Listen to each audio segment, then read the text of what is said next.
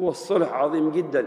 قال العلماء من أفضل الأعمال عند الله وأجل الطاعات.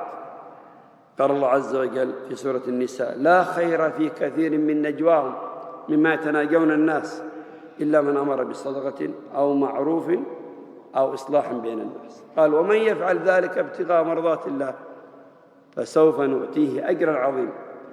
وأخبر النبي صلى الله عليه وسلم: ألا أخبركم بأفضل من درجة الصيام والصدقة والصوم؟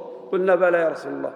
قال: إصلاح ذات البين، إصلاح ذات البيع بين المتخاصمين، فإن فساد ذات البين هي الحالقة لتحلق الدين. والنبي عليه الصلاة والسلام قد أصلح ما بين الناس، حتى ذهب في صلح بني عمرو بن عوف، حتى كاد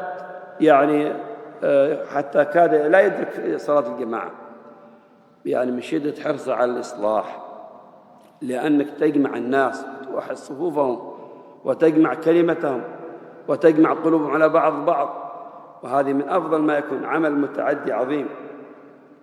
فإذن على المسلم أن يصلح في بيته الصغير، وأن يصلح في مكان وظيفته، وأن يصلح في مجتمع، وهكذا كلما كان له شأن أكبر وأصلح كان أعظم أجر.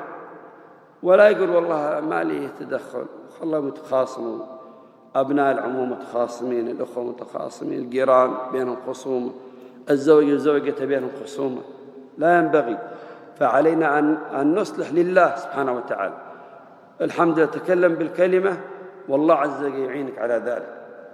ونشكر ولله الحمد في بلادنا هذه اللجنة، نشكر ولاة أمرنا على إقامة هذه اللجنة، لجنة الإصلاح، التي هي بمثابة البوابة للقضاء، وترد الناس عن الحكم وعن القضاء، كما قال عمر رضي الله عنه لما أوصى موسى الأشعري وأمره أن يقضي بين الناس في اليمن، فقال له رضي الله عنه: ردوا الخصوم عن فصل القضاء، فإن فصل القضاء يورث الضغائن.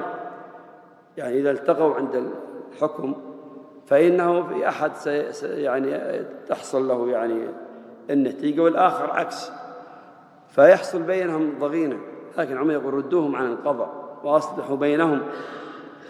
فإذن أيها الإخوة، الإصلاح عظيم جدا، بابه عظيم على المسلم أن يصلح ويجتهد حتى ينال عند الله الأجر العظيم.